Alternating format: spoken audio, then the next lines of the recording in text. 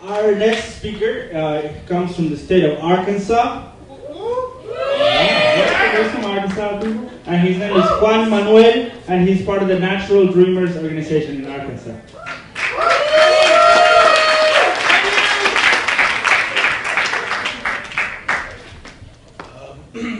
Good evening. Like Matias said, my name is Juan Manuel. I am from Arkansas, student at the university, seeking a degree in economics and political science. Like many of us, I came here to this country at the age of 7 years old. I came to Springdale, Arkansas, being one out of 4 Latinos in the whole 3rd grade. We were all put in the same class, and we were given this little space in a corner because the teacher didn't know what to do with us, because she didn't know Spanish and we didn't know English.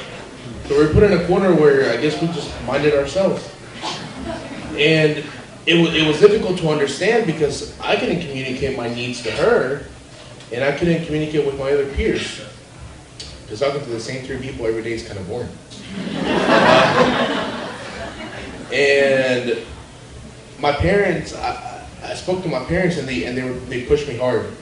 And within 3 or 4 months, I was pretty much speaking the same English that the rest of my classmates were. I started growing up. I picked up the language, started assimilating, as some people like to call it, to the culture. And it was hard because I wasn't ready for this type of change at the time that my parents decided to give it to me. And when I was in high school, I ran into another dilemma. Like many of us, when at the age of 14, 15, you start thinking about money, wanting to get a job, wanting to go out, wanting to hang out, wanting to travel, and figured I couldn't. I couldn't get a job at, which at the time, 14, 15 years old, you think the McDonald's is the best place to work, right? Because you get some money, or Taco Bell, and I couldn't even do that. I was very sad because a lot of my friends were working and they were getting money and I wasn't. So it was hard to understand what was going on. And I was very hard on myself. And my dad one day told me, you know what, don't be sad, don't be depressed. If they're not willing to hire you, then you hire them. So at the age of 15, I started my own business.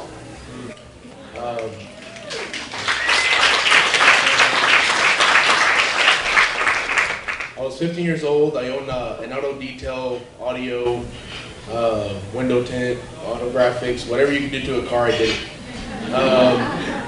And I managed it all the way through high school. And actually, while I was in high school, I helped some of the high school clubs raise money to go to competitions that I couldn't go to because I was undocumented. But I helped the teachers, I helped the students, I understood what they wanted because I wanted it too, but unfortunately I couldn't go. So I did all this. I graduated high school in my own business. I felt really good about myself. I was providing to pay for my own college tuition with just my business. My parents weren't going to have to take out of their businesses, which they were already running 3 at the time. They weren't going to have to use any of their money or their profits to pay for my school. I was going to be able to provide for it on my own. So I felt really good about that, being able to graduate high school, play football, as my fellow dreamer Oscar did. And I feel really good about graduating. And I signed up for the University of Arkansas, and I got the letter of acceptance, and they told me, yeah, sure, you can come in.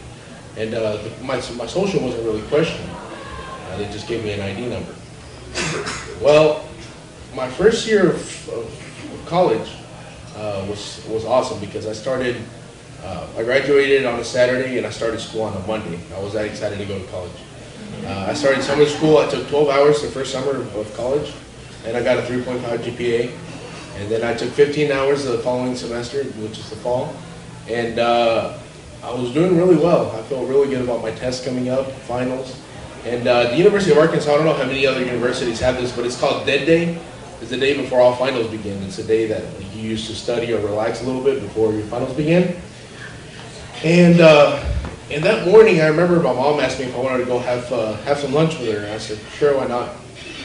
And I got ready, and she got ready, and I remember it was 10:43 when I looked at my phone, and I was about to put it in my pocket, and it started vibrating, and I looked, and it was my dad.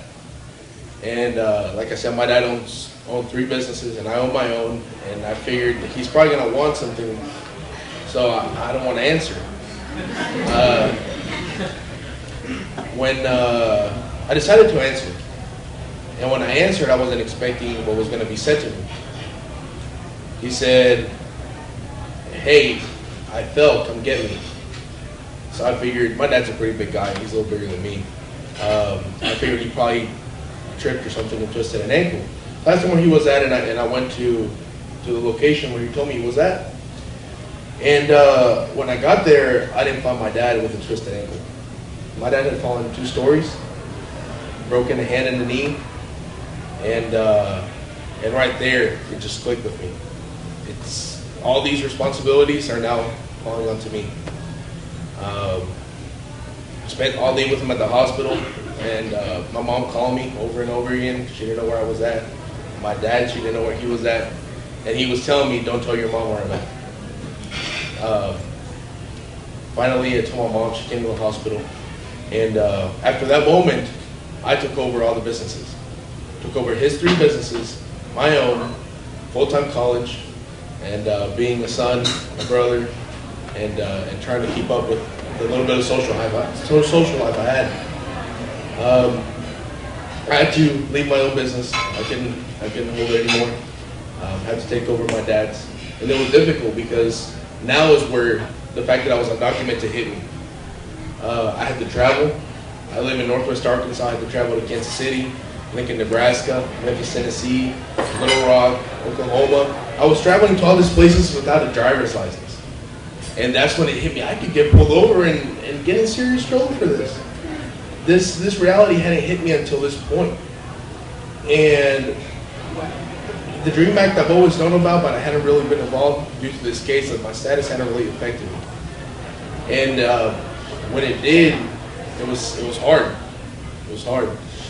And I went to a training in North Carolina where I met Matias, and we had some good conversations. And from then on, I jumped on top of it. I said, something has to be done. I have a sister who just turned 18. She's awesome. She's gotten letters from Harvard.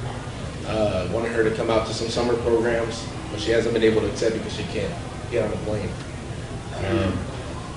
It's hard to see that happen and to see so much potential going to waste. And me being an economics student, I understand the numbers, and I've done the numbers, and it's for real. The DREAM Act will help this economy. And that's why I'm here today, because I understand it, I feel it, I live it every day. I've been to the trainings, I've done the trainings, and now I feel like we need to reach out to you. I feel like that's why you're here tonight, because you're interested, you want to learn, and in some ways you want to know how to help. Well, we're here to answer those questions, and after the event, in any way you want to get involved, in any type of way that you have a question, any misinformation that you may have of the DREAM Act, we know there's a lot of it out there, don't hesitate to ask. It's better to ask and be informed than to leave here with any type of doubt. I really appreciate everybody being here today. It means a lot to see such a great turnout. It's my second time to DC, and to see all this put together is amazing. Once again, I want to thank everybody and thank you for your support. And DREAM Act 2010, right?